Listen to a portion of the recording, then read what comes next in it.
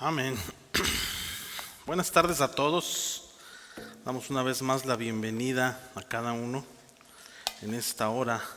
Rápido, si vamos abriendo nuestra Biblia en el libro de Oseas. Estamos en el capítulo 11, casi a punto de terminar este libro para la gloria de Dios.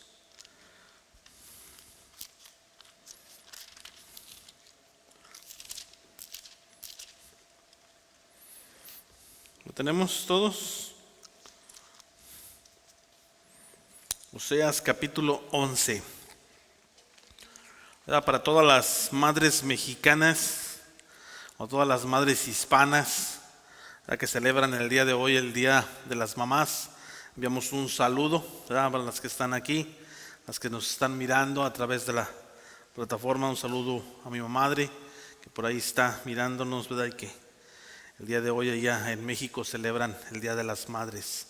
A todas las que la celebran hoy, la celebran mañana y pasado mañana y quieren celebrar todo el mes, ¿verdad? Que el Señor las bendiga, ¿verdad? Que el Señor las bendiga grandemente. Entramos en nuestro estudio en el capítulo 11. En el versículo 7 encontramos nuestro texto clave que dice así, entre tanto, mi pueblo está enadherido a la rebelión contra mí. Aunque me llaman el Altísimo, ninguno absolutamente me quiere enaltecer. Vamos a orar. Gracias te damos, bendito Padre Celestial, te damos toda la gloria, Señor amado. A ti sea, Padre Santo, y seas amado en nuestros corazones, en nuestras vidas. Trata con nosotros, ponemos delante tuyo todo nuestro cansancio, ponemos delante tuyo toda carga, ponemos delante tuyo todo nuestro pecado, Señor. Límpianos de toda maldad, quita todas nuestras cargas. Señor amado, que pueda venir tu palabra, Señor, y lavarnos, seguirnos limpiando de todo pecado, de toda condenación. Señor bendito, oramos por todos también los que están ahí mirándonos a través de las plataformas digitales. Bendígalos ahí en sus hogares, Señor amado, y que tu palabra no vuelva a ti vacía. Señor bendito, lo oramos, todo lo pedimos en el nombre maravilloso de tu Hijo amado Jesucristo. Amén y amén. Gloria sea al Señor, ¿verdad? ¿Qué texto? ¿Hay alguien que quisiera decirme qué texto le recuerda este texto en Oseas capítulo 11, versículo 7? Entre tanto mi pueblo está adherido a la rebelión contra mí. Aunque me llaman el Altísimo, ninguno absolutamente me quiere enaltecer. ¿No recuerda aquel texto que dice: de labios me honran, ¿verdad? Pero su corazón está lejos de mí, ¿verdad? Seguimos aquí, ¿verdad? Dice hemos ido a través de cada semana. Sí, la sección anterior que miramos en el libro de Oseas, ¿verdad? Se concentra precisamente en la infidelidad de Israel. Sí, este capítulo se concentra, en el que vamos a ver el día de hoy, se concentra en el amor. ¿Sí? En el amor tan grande de Dios a pesar de la infidelidad de Israel. ¿Sí? Para entender completamente, precisamente, el amor de Dios, tenemos, ¿verdad?, que entender el concepto de elección de Dios. ¿Cómo es que Él escoge? ¿Verdad? Es algo bien importante que podamos entender, que podamos comprender. ¿Sí? Pues nosotros, ¿verdad? Por ejemplo, nosotros tenemos hay una línea muy delgada. Hay una línea muy delgada entre el amor, ¿sí? El amor y la justicia, ¿sí? O entre la justicia de Dios y su misericordia, ¿sí? Y por ejemplo, nosotros muchas de las veces nos equivocamos. En lugar de mostrar justicia, mostramos misericordia. O según nosotros mostramos misericordia, ¿sí? Pero mostramos injusticia. Entonces, para nosotros, para el ser humano, es imposible, escúchenme lo que le estoy diciendo, es casi imposible o es imposible que podamos obrar justamente, ¿sí? Y también de acuerdo, ¿verdad? Y obrar misericordiosamente. Mas sin embargo, Dios sí lo puede hacer, ¿sí? Dios no puede, Él no rebasa esa línea tan delgada que hay entre los dos, ¿sí? Y por ello nosotros como seres humanos, sobre todo nosotros como sus hijos, necesitamos entender cómo es que Él obra. Vamos a leer en Oseas capítulo 11, vamos a leer los primeros 4 textos, que dice así, la palabra dice: cuando Israel era muchacho, yo lo amé, y de Egipto llamé a mi hijo. Cuanto más yo lo llamaba, tanto más se alejaba de mí. A los Baales sacrificaban y a los ídolos ofrecían sahumeríos. Yo con todo eso enseñaba a andar al mismo Efraín, tomándole de los brazos, y no conoció que yo le cuidaba. Con cuerdas humanas lo atraje, con cuerdas de amor, y fui para ellos como los que alzan el yugo de sobre su cerviz, y puse delante de ellos la comida. Encontramos aquí la relación, ¿sí?, íntima de la familia de Dios con su pueblo, ¿verdad? Desde el principio de la creación, Dios deseaba tener una relación cercana y personal, de amor y confianza con toda su creación, ¿sí? Es por esa razón que precisamente liberó al pueblo israelita de Egipto, ¿sí? En el versículo 1, ¿verdad?, precisamente leemos que dice: cuando Israel era muchacho, yo lo amé, y de Egipto llamé a mi hijo, ¿sí? Aquí está hablando de una manera simbólica, ¿verdad?, Dios acerca de su pueblo. Precisamente por eso lo rescató, ¿sí? Y precisamente ahí encontramos, ¿verdad?, nos hacemos la pregunta: ¿por qué Dios escogió precisamente al pueblo de Israel, ¿sí?, de una gran variedad, de muchos grupos que había de personas? ¿Por qué tuvo que escoger precisamente a Israel? ¿Sí? Había muchos grupos de personas en diferentes áreas, ¿verdad?, geográficas, que eran mucho más grandes en población, ¿verdad? Eran mucho más productivos. Algunos otros pueblos eran mucho más inteligentes, algunos otros muy impresionantes, pues tenían mucha fuerza, mucha destreza, muchas capacidades en diferentes áreas. ¿Por qué precisamente Israel? ¿Sí? La última respuesta que pudieran darnos, esa solamente no la pudiera dar Dios directamente, ¿sí? Pero por medio y a través de lo que Dios ha escrito, de lo que Dios nos ha dejado, de cómo Él ha escogido, de cómo es que Él ha seleccionado, podemos aprender, podemos entender cómo es que Él lo ha hecho, ¿verdad? Allí en el libro de Deuteronomio capítulo 7, versículos 6 y 8, nos dice: porque tú eres pueblo santo para Jehová tu Dios. Jehová tu Dios te ha escogido para hacerle un pueblo especial, más que todos los pueblos que están sobre la tierra.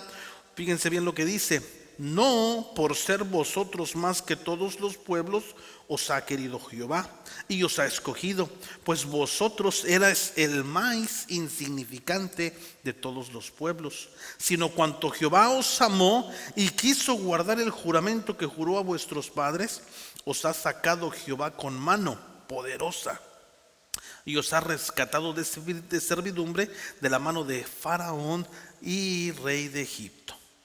¿Sí? El Señor aquí nos da una pequeña parte de la respuesta de por qué escogió a Israel. También podemos entender alguna perspectiva, ¿sí?, de cómo Dios hace su selección. Por ejemplo, entendiendo cuando Dios escogió a Abraham, ¿sí? Observamos esto también, como Dios escogió a David.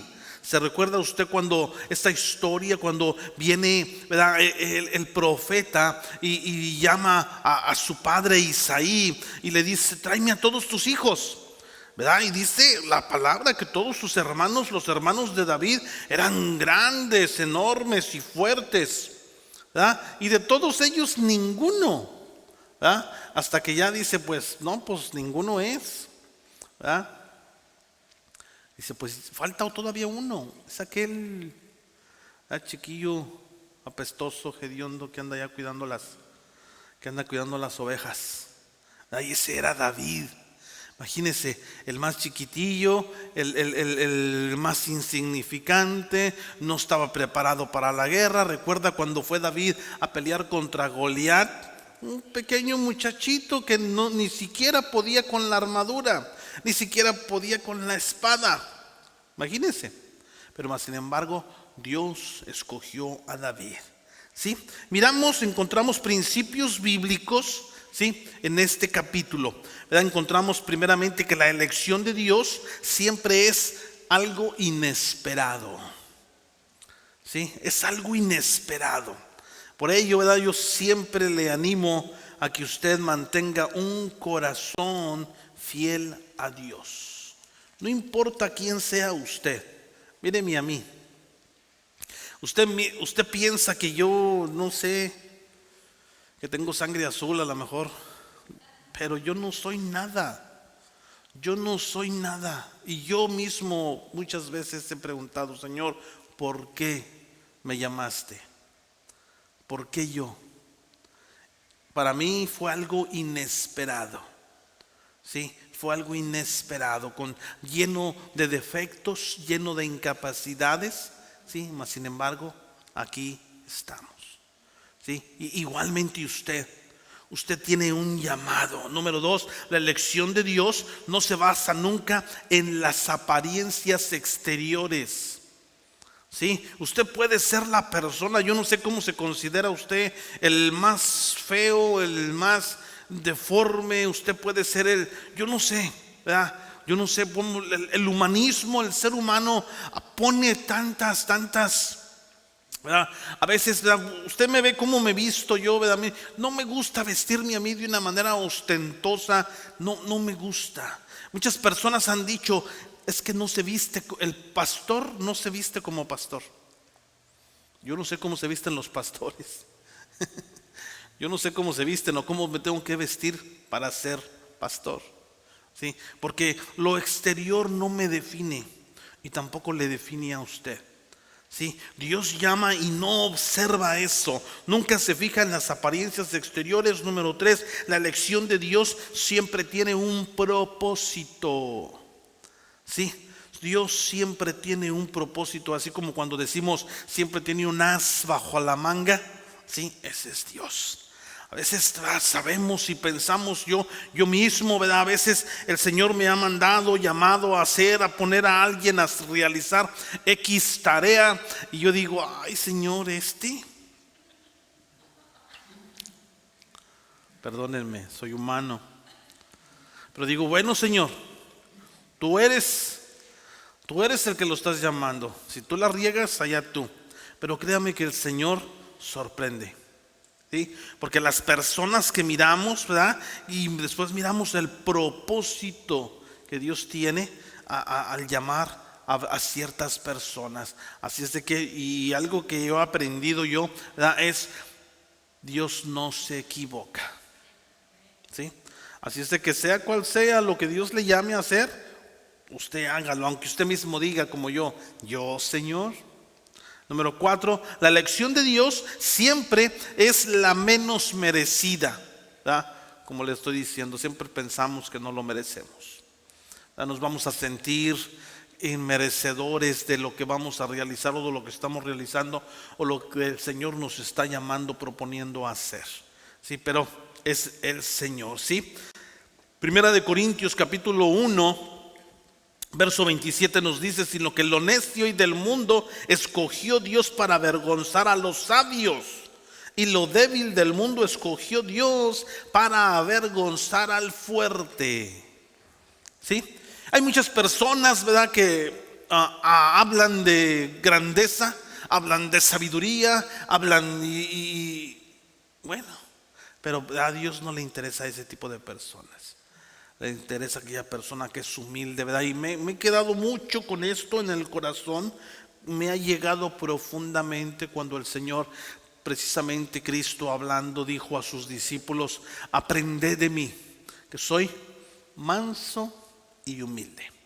Dos características: manso y humilde. En otras palabras, firme y sin orgullo. ¿Sí? Que sea firme en las decisiones que toma, en lo que hace, y sobre todo que tenga esa humildad de aceptar quién es, de aceptar lo que puede hacer y también lo que no puede hacer, ¿verdad? Eso nos habla y es algo tremendo cuando profundizamos en esta área. Así es de que, ¿verdad? Dice la palabra, continúa, ¿verdad? Hemos leído el versículo 1 que nos dice: de Egipto llamé a mi hijo. Cuando Dios llama a Israel de Egipto, ¿verdad? Israel precisamente no le estaba sirviendo a Dios, ¿sí? Israel se había olvidado, ¿sí? Y ya estaba sirviendo a sus dueños en Egipto, ¿sí? En otras palabras, estaba sirviendo a los dioses de Egipto. Dios libera, Dios viene, libera a Israel, ¿verdad? Por causa de su gran amor para ellos, ¿sí? El amor de Dios precisamente es el motivo para la liberación, ¿sí? En el Antiguo Testamento, el motivo para la salvación a través de Jesucristo también en el Nuevo Testamento. Es tan solamente y meramente por su amor. ¿Sí? Por eso, ¿se acuerda cuando le mencioné que Dios no puede violar, Dios no puede rebasar su gracia y su justicia? ¿Verdad? Dios ama y ama, ¿sí? Usted y yo, ¿verdad? La mayor parte de las veces somos condicionales. El amor de Dios es incondicional. Sí, y es algo tremendo, algo maravilloso, ¿sí? Así es de que la palabra del Señor nos dice en el libro de Mateo capítulo 2 versículo 15, nos dice: y estuvo allá hasta la muerte de Herodes, para que se cumpliese lo que dijo el Señor por medio del profeta, cuando dijo: de Egipto llamé a mi hijo. ¿Sí? Se recuerda de la historia de Jesucristo cuando estaba siendo perseguido por el rey para ser matado, para ser asesinado, y llegó a oídos, ¿sí? del rey, ¿verdad? Que iba a venir un gran rey o un rey más grande, y este rey Herodes manda a asesinar a todos los pequeños, ¿verdad? Y Dios, a través del ángel, ¿verdad?, manda a José y a María para que se vayan a Egipto. ¿Sí? Esta es una segunda parte. La primera parte miramos, ¿verdad? Hablamos de que es hablando simbólicamente de Israel y también simbólicamente de Jesucristo, ¿sí? Para que se cumpliese, ¿verdad? Por eso precisamente Cristo hace esta atención. Sí, Mateo precisamente encontramos en el capítulo, ¿verdad? Mateo cita estas palabras, esta referencia, sí, que encontramos aquí en este versículo, en el texto 1. ¿Sí? Usted y yo podemos ver el paralelo que se encuentra en esta profecía antes de la liberación de Israel, ¿sí? En la infancia y también cuando fue fuera de Egipto para servir a Dios, ¿sí? En la liberación de Jesús cuando era bebé, ¿sí? Precisamente con el propósito de servir a Dios, ¿sí? En el versículo 3 miramos y encontramos la naturaleza del amor extenso, o hasta dónde se extiende, ¿verdad? Dice la palabra ahí: tomándole de los brazos. Dice: yo con todo eso enseñaba a andar al mismo Efraín, tomándole de los brazos, y no conoció que yo le cuidaba. ¿Recuerda quién era Efraín? Cuando estamos hablando de Efraín, estamos hablando del pueblo norteño, ¿sí? Entonces recuerde siempre esto: cuando estamos hablando de Efraín, estamos hablando del pueblo de Israel. Recuerde que el pueblo de Israel estaba dividido en este momento en dos partes: el reino norteño y el reino sureño, ¿ok? Porque a veces así como que yo creo que ahorita ya nos familiarizamos con esto, o todavía se pierde. ¿Hay alguien que todavía se pierde, o ya cuando digo Efraín ya saben a quién nos estamos refiriendo? No piensen que nos estamos refiriendo al Efraín de allá de Guanajuato, ¿no? Recuerde, Efraín se refiere al reino norteño, ¿verdad? Que era parte del reino de Israel, ¿sí? O del pueblo de Israel, que en este entonces estaba dividido en dos partes, no por mandato de Dios, sino por la rebelión misma del pueblo de Israel. Amén. Entonces, ¿verdad? Estos estaban rehusando, ¿verdad? Rehusando, y precisamente Dios les enseña, ¿sí? Y los sana, ¿verdad? Pero precisamente estos se rebelan contra la dirección de Dios. El pueblo rehusaba aprender de Dios y de sus mandamientos. Por lo tanto, el pueblo, ¿verdad? Falló también en darle las gracias a Dios, ¿verdad? Por todos los milagros, el poder sanador de Dios, ¿verdad? Y podemos decir lo mismo hoy en día, ¿sí? Acerca de nosotros, ¿verdad? La gracia que estamos viviendo el día de hoy con el Espíritu Santo, cuando el Espíritu Santo nos guía, el Espíritu Santo nos enseña, el Espíritu Santo nos sana, ¿sí? Dios es un caballero, Dios no forza a nadie para hacer nada. Sí, mas sin embargo, el pueblo, nosotros seguimos fallando en la misma situación, seguimos fallando en la falta de agradecimiento. ¿Sí? No estamos muy lejos, ¿sí? Frecuentemente hacemos estas mismas situaciones, ¿sí? Nos queremos vivir, en lugar de vivir cercanos a la voluntad de Dios, queremos vivir cercanos a la voluntad de nosotros. Sí, y queremos buscarle, ¿verdad? Decía mi mamá, no le busques 3 pies al gato si ya sabes que tiene 4, ¿verdad? Y nosotros queremos seguirle buscando 3. Ya sabemos lo que nos dice Dios, pero nosotros, yo no sé, ¿verdad? ¿Qué pasa con nosotros? Pero es lo mismo, la misma situación, ¿verdad? Que estaba viviendo el pueblo de Israel. Y lo mismo, ¿verdad? Seguimos fallando el día de hoy, ¿verdad? Fallamos en agradecer a Dios por sus milagros, fallamos en agradecer a Dios por su provisión. Sí, Dios peleó contra Satanás usando, ¿verdad? Su última arma, la vida de su Hijo Jesucristo, para darnos la salvación. ¿Sí? Para todo ser humano regalarle la salvación, pero precisamente como un caballero, Él no forza a nadie. Él viene y la ofrece, y aquel que quiere aceptarla, la acepta, y el que no quiere aceptarla, bueno, la rechaza. Sí, pero Dios precisamente con toda la paciencia, Él está siempre tocando la puerta. Nos dice la palabra en Apocalipsis 3:20, he aquí yo estoy a la puerta y llamo. Si alguno oye mi voz y abre la puerta, entraré a él, cenaré con él y él conmigo. Sí, Él siempre, Él no se cansa, no se cansa, no se cansa, no se cansa. A pesar, ¿verdad? Me recuerda la palabra que siempre el Señor, ¿verdad? Estaba ahí aún cuando lo criticaban Cristo, ¿verdad? Dice, mira, este se sienta con los mugrosos, se sienta con los publicanos, se sienta con los ladrones, ¿verdad? Y Cristo mismo les dice, ¿verdad? Bueno, es que yo he venido a sanar lo que se había perdido. Yo vine a los enfermos, no vine a los sanos. ¿Sí? Entonces el Señor siempre está, siempre ahí que alguien que esté perdido, el Señor va a estar ahí tocando a la puerta. Tocando a la puerta. Yo no sé cuántas veces, ¿verdad? El Señor tocó a tu puerta, cuántas veces el Señor tocó a mi puerta antes de que yo le pudiese abrir. Sí, así es de que esto es tremendo, el amor del Señor es tan grande, ¿verdad? Dice la palabra, el versículo 4 aquí en el capítulo 11 del libro de Oseas, dice, con cuerdas humanas yo los traje, con cuerdas de amor, y fui para ellos como los que alzan el yugo de sobre su cerviz, y puse delante de ellos la comida. ¿Sí? Dios trae al hombre. Si Dios trae al hombre, ya dice su palabra, con cuerdas de amor. La atracción más grande que Dios trae acerca del hombre es la necesidad del hombre de amor. La necesidad del hombre de aceptación. Cada ser humano necesita sentirse amado.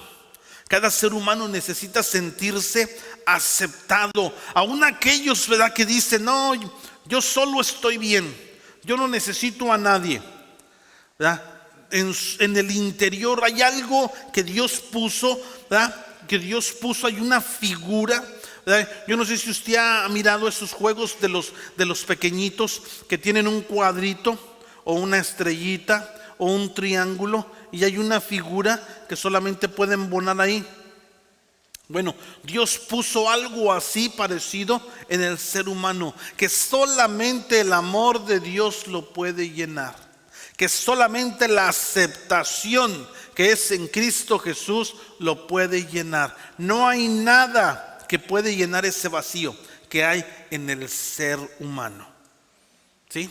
El ser humano solamente cuando acepta el amor de Dios, cuando acepta la aceptación que es en Cristo Jesús, va a sentirse pleno, ¿verdad? Obviamente es un primer paso, la aceptación, y después viene la restauración, que viene todo el amor de Dios y llena a esa persona. El día de hoy miramos cientos de personas, ¿verdad? Cientos de creyentes que están iniciando faltos de amor.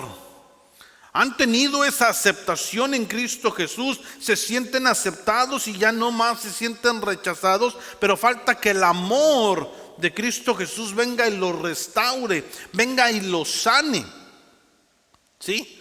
Entonces son varias partes, ¿verdad? Es un proceso en el cual debemos estar, y por ello precisamente necesitamos tener esa constancia en el Señor y ese aprendizaje en la palabra del Señor, ¿verdad? Para que venga esa parte y la parte del Espíritu Santo en nosotros, y obviamente nosotros permitiéndole cada vez ir más dentro, más dentro, más dentro, más dentro.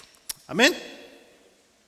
Los creyentes quieren ganar a otros al Señor Jesucristo, ¿verdad? Serán sabios para precisamente hacer el uso de ese amor incondicional para atraer al incrédulo. ¿Sí? Lo que hace el daño más grande que se puede hacer precisamente es la dispersión del evangelio, ¿sí? Es la falta de amor incondicional. ¿Sí? Por ello es que usted y yo, como hijos de Dios, debemos de amar a todos por igual. No debemos, ¿verdad? Dice la palabra de Dios, que Dios no hace acepción de personas, y usted y yo debemos de tratar de fluir en ese mismo sentir y no hacer acepción de personas, ¿verdad? Sí debemos reconocer que en las relaciones personales, ¿verdad?, hay roces, pero debemos de aprender a tratar con esos roces. Una persona sana emocionalmente, ¿verdad?, esos roces no le van a hacer nada.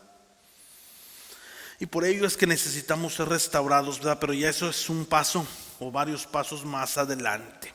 Amén. Entonces las cuerdas de amor, mientras las cuerdas de amor es el poder más fuerte que el universo, ¿verdad?, que Dios puede usar por causa de la naturaleza divina, ¿verdad? Dios no viola la voluntad libre del ser humano para, ¿sí?, escoger su propósito o su destino. El hombre es el que decide. ¿Sí? Ya hemos hablado acerca del Espíritu Santo, es un caballero, con paciencia él espera la reacción del hombre. ¿Sí? Dios viene y trata con él, viene, llama a la puerta y espera a que esa persona le abra. Amén. ¿Alguien tiene alguna pregunta o algún comentario hasta aquí? ¿Nadie? Ok, leemos de los versículos 5 al 9. Dice la palabra del Señor así, dice: no volverá a tierra de Egipto, sino que el asirio mismo será su rey, porque no quisieron convenir. Caerá espada sobre sus ciudades y consumirá sus aldeas, los consumirá a causa de sus propios consejos. Entre tanto, mi pueblo está adherido a la rebelión contra mí. Aunque me llama el Altísimo, ninguno absolutamente me quiere enaltecer. ¿Cómo podré abandonarle, oh Efraín? ¿Te entregaré yo, Israel? ¿Cómo podré yo hacerte como Adma o ponerle como Seboim? Mi corazón se conmueve dentro de mí, se inflama toda mi compasión. ¿Verdad? Como ya hemos aprendido anteriormente en el libro de Oseas, el reino norteño, ¿verdad?, intensamente trata de apaciguar al enemigo, sí, que era Asiria, con dinero. Se recuerda cómo vino y paga tributo y le dice: bueno, yo te pago, tú te calmas, ¿verdad? Ese fue el trato que hizo con Asiria, que no funcionó. Sí, pero precisamente este era como un niño, ¿verdad?, que trataba de comprar la amistad a un monstruo, ¿verdad?, a alguien, un gorila con un pedazo pequeño de dulce. Obviamente este no se iba a conformar. Hemos hablado, hemos discutido cómo el reino norteño también trató de hacer una fuerte defensa, una alianza con Egipto. El reino sureño de Judá también, ¿verdad? Sin embargo, el reino sureño de Judá traicionó los esfuerzos del reino norteño con Asiria, ¿sí? Y viene esto y se vuelve, ¿verdad?, Asiria en contra de Israel.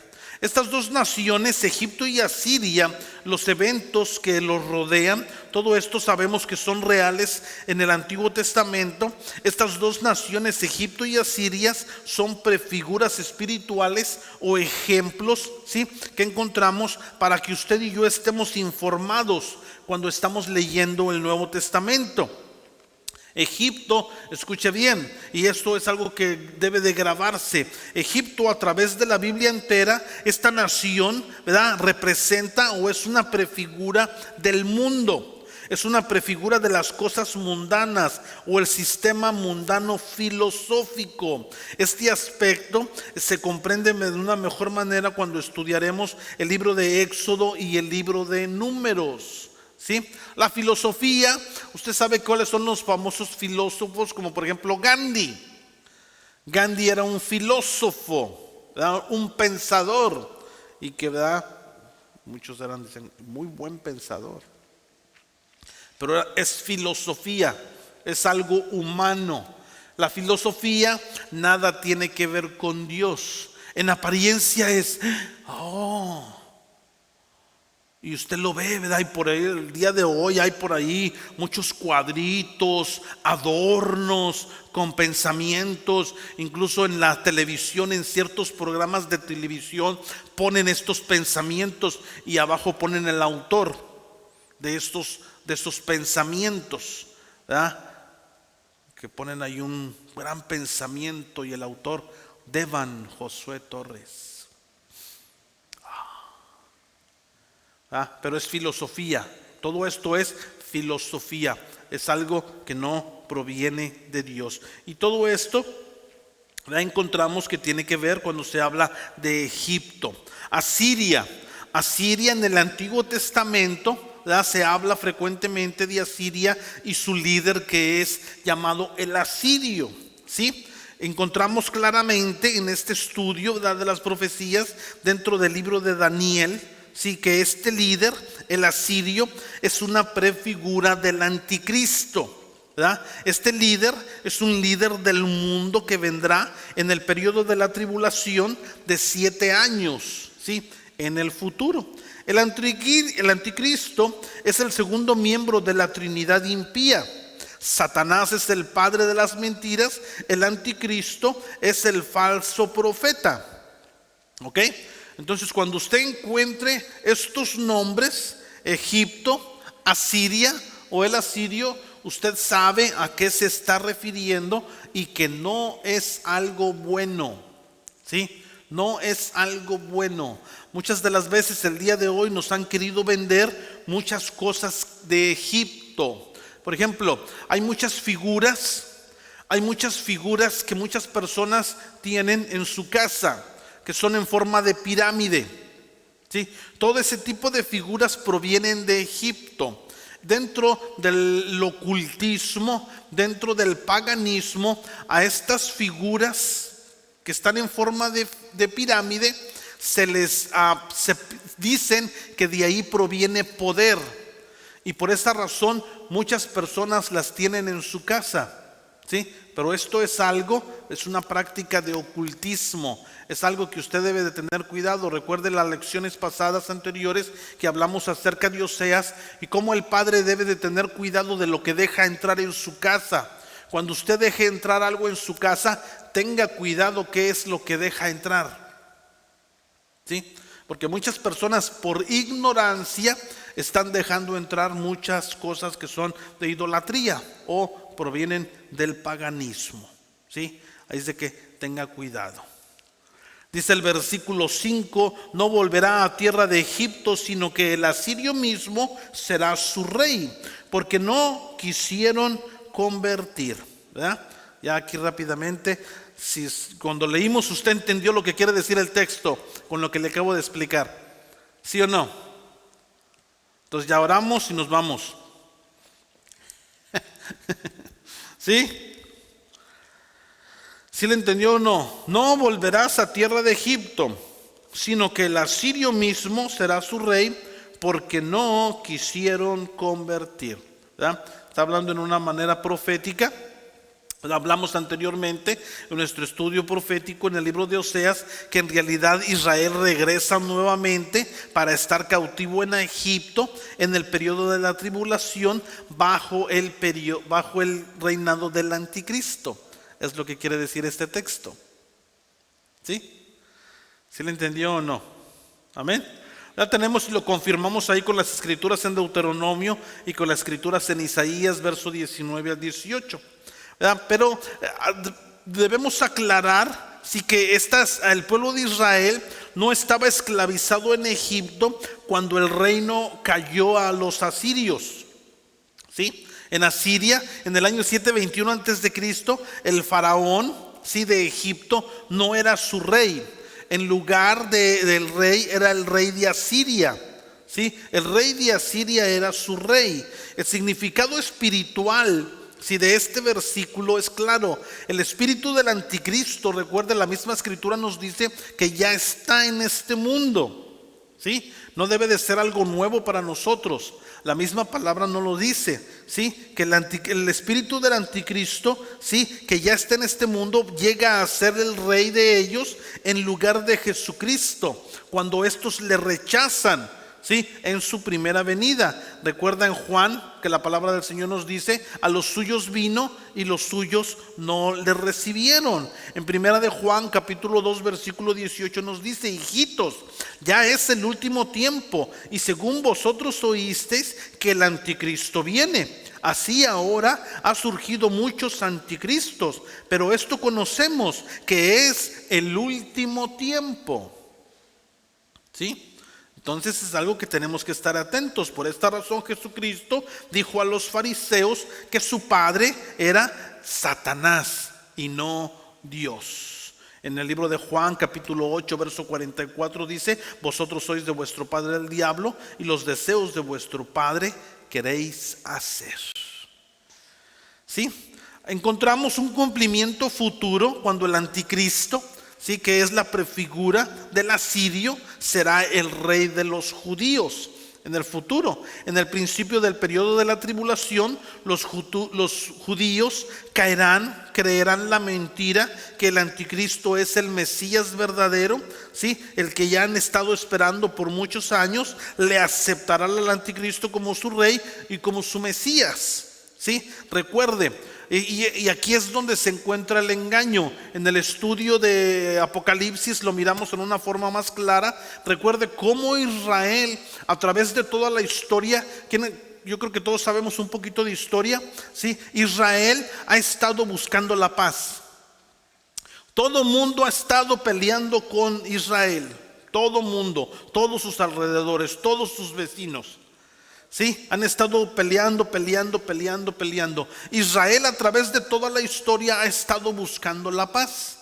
Y precisamente la entrada, y usted ahorita y yo estemos atentos, por ejemplo, a todos los tratados de paz que se hacen, a los movimientos de la ONU, a los movimientos que están haciendo ahorita allá en Rusia, en Ucrania. Todo esto, ¿sí?, va de la mano.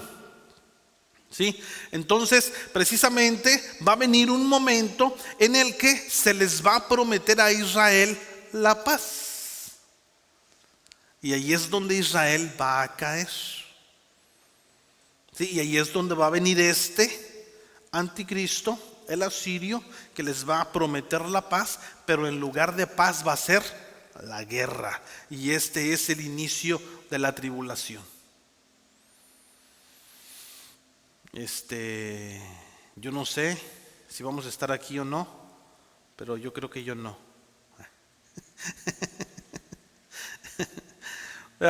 Pero pero es algo muy interesante cuando lo miramos en la Biblia, cuando miramos las profecías y cuando miramos, ¿verdad?, todo esto. Y más ahorita, por ejemplo, los eventos que estamos mirando, todo esto, ¿verdad? Todo esto que está sucediendo ahorita es una preparación para lo que está por venir, ¿sí? Así es de que ahorita usted y yo debemos estar más atentos y fervientes en el Señor, con nuestro corazón ardiendo y haciendo lo que el Señor nos ha mandado hacer. Leemos en el versículo 7 que nos dice: entre tanto, mi pueblo está adherido a la rebelión contra mí. Aunque me llaman del Altísimo, ninguno absolutamente me quiere enaltecer. Sí, esta es la segunda vez que hemos mirado esta frase que nos dice, que nos habla acerca de la rebelión en este libro. Sí, recuerde que la rebelión, cuando hablamos anteriormente, se refiere a una novilla o una vaquilla, sí, a una vaca alazana, que ésta se rehúsa a caminar en obediencia. Sí, cuando la llevaban a los sacrificios, la llevaban y la tenían que la novilla. Dice que se recuerda que miramos acerca del significado de que afirmaba las patas, ¿sí? Esto ya lo hemos hablado 2 veces. Precisamente aquí encontramos este gran dilema, el gran dilema de Dios en apariencia. Dice el versículo 8: como padre abandonaré, oh Efraín, te entregaré. Fíjense, está hablando Dios. Te entregaré yo, Israel. Imagínense cómo lo pone aquí el escritor para hacernos ver, ¿sí?, el dilema de Dios. No el dilema precisamente, sino para hacernos ver la diferencia y ver lo que Dios va a hacer. ¿Sí? Es para llamar la atención del lector. Es para llamar la atención de usted y mía, para que podamos ver cómo es que Dios obra. Si es como si usted tiene que castigar a su hijo y usted encuentra a su hijo robando y usted dice: ¿lo entrego a la cárcel? ¿Te entregaré, oh hijo mío? ¿Te entrego a la cárcel? Yo creo que cualquiera de nosotros diría: no lo voy a entregar, pobrecito. Yo creo que hubiera muy pocos padres, a lo mejor ninguno, que lo harían. ¿Ya? Y precisamente por eso aquí es donde se encuentra el dilema entre la justicia, ¿sí?, y la misericordia. La justicia y el amor. ¿Ya? Sigue diciendo el Señor: te entregaré yo, Israel. ¿Cómo podré yo hacerte como Adma o ponerte como Seboim? Mi corazón se conmueve dentro de mí, se inflama toda mi compasión. ¿Sí? La decepción de Dios decepcionado, busca los medios para alcanzar a su pueblo, ¿sí?, para entender su futuro eterno. ¿Sí? Recuerde que siempre Dios va adelante. ¿Sí? Se pone en riesgo. Dice el Señor: ¿cómo podré abandonarte, oh Efraín? Esta frase expresa el gran amor de Dios para Israel. Podemos mirar esta frase, podemos observar su gran frustración por causa de su amor incondicional, ¿sí?, que no ha producido el efecto deseado en el pueblo. ¿Sí? Un Dios amoroso, un Padre amoroso, espera hijos amorosos, hijos obedientes, pero es todo lo contrario. Podemos ver su gran paciencia y que Él no está dispuesto a reconocer la derrota. Podemos ver su gran determinación, ¿sí?, que Él sigue y quiere continuar con su plan. ¿Sí? A pesar de que su pueblo le ha rechazado, a pesar de que su pueblo es desobediente, ¿verdad? Continúa el versículo, ¿verdad? Dice: te entregaré yo, Israel. ¿Verdad? Dios estaba usando la fuerza más fuerte que pudiera haber en el universo para ganarlos, la fuerza del amor incondicional. Te entrego. Permito que Asiria venga, te haga la guerra, te domine, te lleve cautivo, pero te sigo amando. Qué tremendo. ¿Sí? Nosotros, no sé, ¿verdad? Pudiéramos decir, ay, decepcionados de los hijos, decepcionados de las personas, y vete y no vuelvas más. No te quiero volver a ver. Pero más sin embargo, Dios tiene un plan. Dios tiene un plan perfecto. Dios siempre va y siempre busca la restauración. Al final del día, al final de su plan, el plan de Dios es la restauración. ¿Sí? Dios usa todo lo que tiene por medio de este amor. ¿Sí? Dios habrá y hace el último sacrificio, su Hijo Jesucristo. Encontramos, ¿verdad?, basado en Juan 3:16, que nos dice: porque de tal manera amó Dios al mundo. Ya no solamente, ¿verdad?, pone en el parámetro a Israel, sino ya nos dice al mundo. ¿Sí? A todo su pueblo, toda su creación. ¿Sí? Que no es que hay como que Dios cambió de plan. No, ya estábamos usted y yo pensados, ya estábamos en la mente de Él. Solamente recuerde como información, Dios escogió al pueblo, ¿sí?, a este pueblo de Israel, simple y sencillamente para probar que el hombre, para probar que el ser humano era incapaz de servirle, obedecerle y agradecerle. ¿Sí? Por eso Dios lo hizo. ¿Sí? Así es de que, y es algo tremendo, ¿verdad? Y bueno, entendamos, miremos, ¿verdad?, y avancemos en nuestra obediencia, en nuestro amor a Dios, ¿verdad?, y en seguirle, ¿verdad? Dice la palabra: ¿cómo pondré yo a hacerte como Adma o ponerte como a Zeboín? Adma y Zeboín, estas eran dos ciudades que se encontraban, ¿sí?, al final del Mar Muerto, ¿sí?, cerca de las ciudades que se encontraban en Sodoma y Gomorra. Dios recuerda cómo juzgó a estas ciudades de Sodoma y Gomorra. Al mismo tiempo que juzgó estas dos ciudades, ahora también Dios tiene que juzgar las ciudades del norte y la ciudad del sur por toda su inmoralidad, ¿verdad? Encontramos algunos otros textos que dice, ¿verdad?, la palabra de Dios misma nos dice, como para hacernos referencia, como Dios hizo con Sodoma, o como Dios no perdonó a los ángeles. O sea, todo esto nos habla acerca del amor incondicional de Dios, pero también nos habla de su justicia. ¿Sí? Dios no, es muy misericordioso. No porque es misericordioso, Dios detiene su justicia. ¿Sí? Por eso nos dice la palabra: Dios da a cada quien lo que se merece. No por ser misericordioso nos va a dejar sin castigo si no lo merecemos. ¿Sí? ¿Sí se entiende? Hay para aquellos que dicen: yo soy su chiqueado y puedo hacer lo que quiera. Tenga cuidado, porque tenemos un Dios justo. ¿Sí? Y la misma palabra nos dice: nadie se puede burlar de Dios. ¿Sí? Precisamente aquí es donde miramos. Yo no sé si me está entendiendo. Le estoy poniendo varios ejemplos para que podamos entender la justicia de Dios y cómo obra su justicia. Por eso otro texto nos dice, ¿verdad?, que la justicia del hombre no obra la justicia de Dios para nada. Amén. ¿Alguien tiene alguna pregunta, comentario hasta aquí? ¿Nadie? El versículo 9 nos dice: no ejecutará al ardor de mi ira, ni volveré para destruir a Efraín, porque Dios soy y no hombre, el santo en medio de ti, y no entraré en la ciudad. ¿Sí? Dios permitió a todos los ejércitos de Asiria que vinieran, destruyeran las ciudades de Israel, ¿sí?, pero no las destruyeron totalmente. No destruyeron al pueblo totalmente.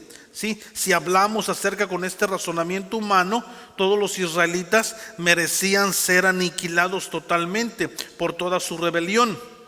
Pero Dios ya tenía planes diferentes. Él cumpliría las promesas hechas a Abraham, ¿sí?, para bendecir a todas las 12 tribus de Israel. Para cumplir todas sus promesas, ¿verdad?, a todas estas 12 tribus debía de mantenerlas en existencia.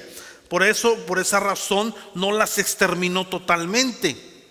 porque había una promesa a Abraham: te bendeciré, en ti serán benditas todas las naciones. Fíjese bien, estas dos letras alcanzan hasta el día de hoy.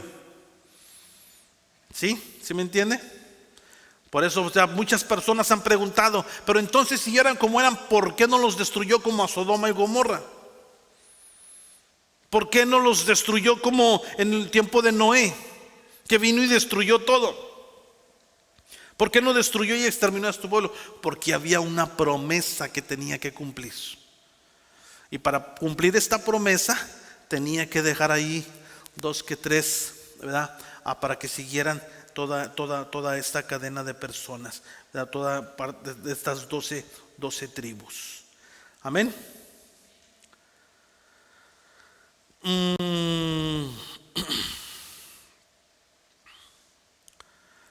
El dilema que encontramos aquí, el gran dilema de Dios, ¿verdad? Debe de mantener este equilibrio entre su justicia para castigar los pecados de Israel, ¿verdad? Pero también con su gran misericordia, para precisamente demostrar su amor y aún precisamente mantener su soberanía justa, ¿sí?, sobre los poderes del enemigo, que demuestra al pueblo de Dios totalmente para hacer a Dios, ¿sí?, un mentiroso, ¿verdad? Porque ellos decían que no quería que ellos dijeran Dios no cumple, ¿sí? Entonces podemos mirar este versículo, ¿verdad? En el versículo 9 podemos ver precisamente este equilibrio: el santo en medio de ti, y no entraré en la ciudad. ¿Sí? Dios continúa trabajando en el centro de Israel, y aún precisamente es un Dios santo, sin violar su justicia perfecta, sin violar su misericordia suprema. Solamente precisamente Dios es el que puede caminar en esta línea tan delgada entre la misericordia y la justicia, ¿sí? En la segunda venida, ¿verdad?, que cuando Él viene a juzgar la tierra, cuando viene a juzgar su pueblo, permitirá nuevamente a los ejércitos de Asiria para traer el juicio, ¿sí?, para que venga y se lleve a cabo este segundo cumplimiento. Para terminar, leemos en los versículos 10 al 12 que dice: en pos de Jehová caminarán. Él rugirá como león, rugirá, y los hijos vendrán temblando desde el occidente. Como ave cuidarán velozmente de Egipto y de la tierra de Asiria. Como paloma, y los haré habitar en sus casas, dice Jehová. Me rodeó Efraín de mentira, y la casa de Israel de engaño. Judá aún gobierna con Dios, y es fiel con los santos. Miramos aquí esta promesa futura de la restauración de Israel. El plan de Dios eventualmente producirá, ¿verdad?, el fruto que Dios desea. Su pueblo eventualmente buscará al Señor, como nos lo dice el versículo 10. Eventualmente vendrá un gran temor sobre todo este pueblo, cuando totalmente vean la destrucción, ¿verdad?, en el periodo de la tribulación, y cómo esto amenaza la existencia total del pueblo. El versículo 10 nos dice: Él rugirá como león, rugirá, y los hijos vendrán temblando desde occidente. Dios destruyó a Israel como un león cuando Él permitió a los ejércitos de Asiria le atacaran. En el capítulo 5 de Oseas, versículo 14, nos dice: porque yo seré como león a Efraín, y como cachorro de león a la casa de Judá. Yo arrebataré y me iré, tomaré y no habrá quien liberte. Recuerda cuando miramos el capítulo 5, al final del periodo de la tribulación, Dios hará un llamado a todos los judíos para que regresen a la tierra prometida, ¿sí?, con un rugido como de un león. Los judíos temblarán en el lugar donde se encuentren dispersados, pero también serán obedientes y regresarán a la tierra prometida para comenzar el reino milenial, o el reino milenio de Jesucristo en la tierra por 1000 años. Dicho sea de paso, estos 1000 años son un tiempo de paz, verdadera paz, y ahí vamos a estar usted y yo. ¿Cómo la ve? ¿Le gusta el plan? ¿Sí? Aquí en este reino milenial, después de la guerra de Armagedón, cuando el Señor viene y gana y pone su pie en la tierra y que comienza y da paso a esto, dice la palabra que el Señor viene con su iglesia, y ahí regresamos usted y yo. ¿Qué le parece? ¿No le da gusto eso? ¿No le da gloria a Dios? ¿Sí? Gloria al Señor. Denle un aplauso fuerte. ¿Sí? La profecía que encontramos del occidente, este es un detalle interesante por causa que la mayoría de los judíos en el mundo viven en los Estados Unidos o al oeste de la nación de Israel. Cuando Israel regrese del cautiverio, también temblará como una paloma espantada, como nos lo dice el versículo 11. ¿Sí? Este primer cumplimiento es el regreso dentro de la cautividad de Babilonia. El segundo cumplimiento es el regreso de la cautividad en Egipto por el anticristo, ¿sí? Que son llevados, ¿verdad?, en la tribulación, en el tiempo de la tribulación. El versículo 12 nos dice: Judá aún gobierna con Dios y es el fin de los santos. Este es un versículo, ¿verdad?, que causa mucho problema para muchas personas por causa que el reino norteño de Israel y el reino sureño de Judá eran niños desobedientes hacia Dios. ¿Sí? Dios viene y castiga a ambos reinos, pero no en el mismo año. Recuerde que a uno lo castigó en el año 500 y tantos y al otro lo castigó en el año 700 y tantos. ¿Sí? No fue en el mismo tiempo. Estos hechos que ya hemos visto en el libro de Oseas, ¿verdad? Entonces, precisamente, ¿cómo debemos entender el final de este versículo?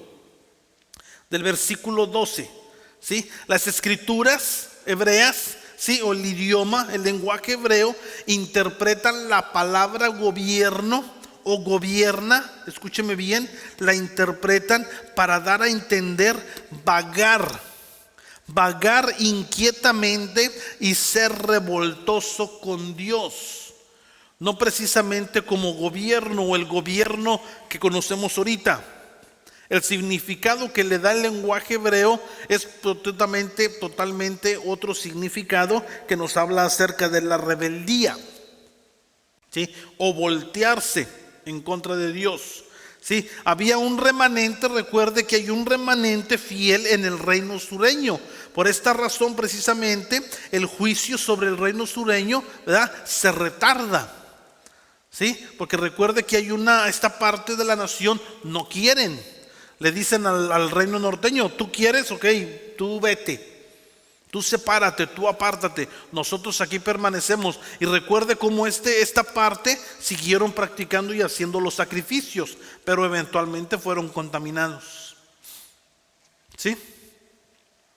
¿Alguien tiene alguna pregunta o comentario antes de terminar y entrar al resumen y la aplicación?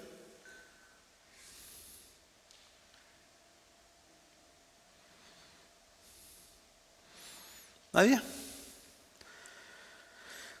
Levantamos en el resumen y la aplicación. Dios nos ha explicado, nos ha hablado acerca de su amor por medio, ¿verdad?, a través de este gran dilema, ¿sí? El mantener este equilibrio perfecto entre su justicia y su misericordia. ¿Sí? Por lo tanto, debemos entender en este capítulo, ¿verdad?, el amor de Dios, ¿verdad?, a través de sus acciones, de cómo es que Dios acciona. Recuerde, nunca trate de entender el amor de Dios conforme al concepto de amor actual en el mundo, porque va a estar totalmente equivocado. Aquí es donde muchas personas se dan tropezones de cabeza, y precisamente por esa razón muchos no entienden muchas cosas. ¿Sí? Pero recuerde que el amor de Dios, ¿sí?, es incondicional. El amor del ser humano es condicional. El amor del ser humano siempre pone condiciones, lo acepte usted o no. Las características que encontramos del amor que usted puede llamar duro, fuerte, del amor no sé cómo lo quiere llamar, pero mantiene precisamente la satisfacción de la justicia perfecta de Dios. En otras palabras, el amor de Dios, el amor duro, fuerte, no suspende la justicia para aplicar misericordia. Amén. El amor de Dios, o el amor duro, el amor fuerte, es el remedio para ayudar al creyente a vencer, ¿sí?, y merecer la restauración. ¿Sí? En este capítulo, ¿verdad?, tenemos y nos trae a la memoria la historia del hijo pródigo. ¿Sí? Este hijo pródigo rápidamente vino, pidió su y se fue. Y le fue como en feria. Le fue como en feria al grado. Yo no sé cuántos han estado en un cochinero. Bueno, no se dice cochinero, ¿verdad? Se dice, ¿cómo le dicen? Hermano Luz, ayúdeme. En un chiquero, donde están los cerdos. ¿Cuántos han estado en un chiquero? Aunque sea por fuera, porque no creo que hayan estado por dentro. Oh, por dentro hay. Hermana, que el Señor le bendiga. Yo he estado por fuera y es algo feo. Dice la escritura que este muchacho estaba dentro, comiendo con los cerdos. Y vean el grado al que cayó este muchacho. Pero fue esta manera dura de tratar. Precisamente aquí miramos precisamente un simbolismo y un tipo. Este hijo pródigo representa usted y yo. El padre del hijo pródigo representa a Dios. Y cómo a pesar de todo, ¿verdad?, viene este hijo pródigo, regresa a su casa y su padre lo acepta, lo abraza. Y lo más importante, le regresa, lo restaura y le da su autoridad. ¿Verdad? Dice, aquí hay un detalle muy importante que dice que el padre le pone un anillo. ¿Sí? Esta representación de un anillo en el tiempo hebreo es autoridad. Usted y yo somos hijos para Dios con autoridad. ¿Sí? Hay que poner atención en los detalles, porque esto es algo sumamente maravilloso. El día de hoy un anillo para nosotros no es nada, ¿verdad? Cualquiera trae un anillo. Pero en el tiempo bíblico el anillo representaba autoridad, al igual que en el tiempo, en la época de José, la capa que traía José representaba, la túnica representaba autoridad. ¿Sí? Son detalles sumamente importantes dependiendo del tiempo en el que estamos hablando. Así es de que, ¿verdad?, ¿cuáles son los paralelos? ¿Verdad? Piense como tarea, ¿cuáles son los paralelos que usted ve entre la historia del hijo pródigo, el plan de Dios para Israel en el libro de Oseas, y cómo se ve usted en esta historia? ¿Usted es un hijo obediente? ¿Desobediente? ¿Usted es agradecido? ¿Es malagradecido? ¿Usted quiere hacer las cosas a la manera de Dios o quiere hacer las cosas a su manera? Y bueno, pues ahora ya sabe que Dios no va a detener su justicia. Amén. Vamos a orar y le entregamos el tiempo a nuestra hermana Carmen, que nos va a llevar en el tiempo de oración. Gracias te damos, bendito Padre Celestial, a ti sea toda la gloria, toda la honra. Gracias por tu amor, gracias por tu justicia, que aunque no queramos nos acerca a ti. Gracias por esa justicia divina. Gracias, Padre amado, porque con esos lazos de amor nos atraes a ti. Gracias. Gracias primeramente por tu Hijo Jesucristo, que dio todo por nosotros en la cruz del Calvario y nos mostró tu amor. Gracias. A ti sea toda la gloria, toda la honra. Padre amado, sigue abriendo nuestro entendimiento, abre nuestra sabiduría, inteligencia y sobre todo obediencia, que todo nuestro ser entero venga en obediencia a ti y hagamos tu voluntad. Padre amado, en el nombre poderoso de Cristo Jesús nos ponemos en acuerdo y traemos todo ruego, súplica delante tuyo, y tú haces milagros, prodigios y maravillas. Espíritu Santo de Dios, haga la obra en cada petición. Declaramos cielos abiertos en favor de tu pueblo. Señor amado, cada petición, por las sanidades, por los pedimentos, Señor amado, todo lo ponemos delante tuyo. Gracias te damos, lo oramos todo, lo pedimos en el nombre maravilloso de tu Hijo amado Jesucristo. Amén y amén. Gloria sea al Señor. Damos el tiempo a nuestra hermana. Si usted tiene alguna petición, ¿verdad? Pues aquí diga la hermana, dame chance y aquí está mi petición. Amén. Que el Señor le bendiga.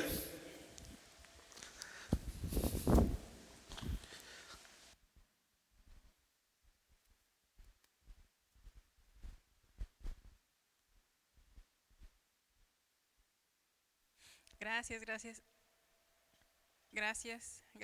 Dios les bendiga, hermanos.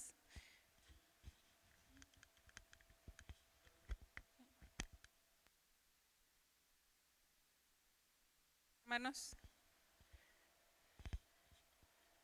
sí se oye, ¿no? ¿Tienen alguna petición, hermanos, de oración?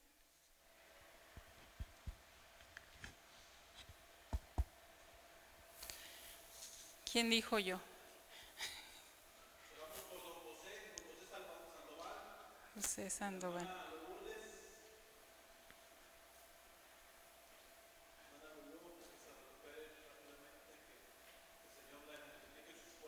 Amén.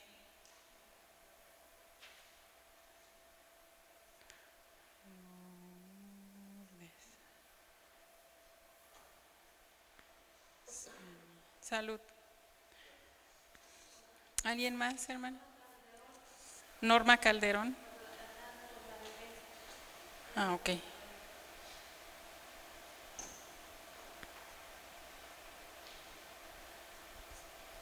Por la bebé, por la sanidad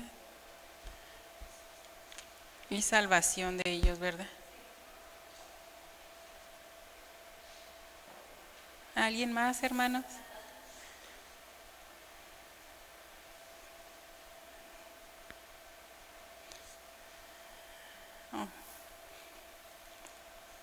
Por su salud, que el Señor renueve sus fuerzas. Dígame, hermana.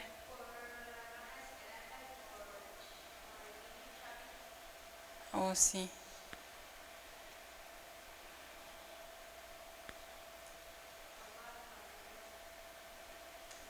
¿Y perdón, hermana? Ok.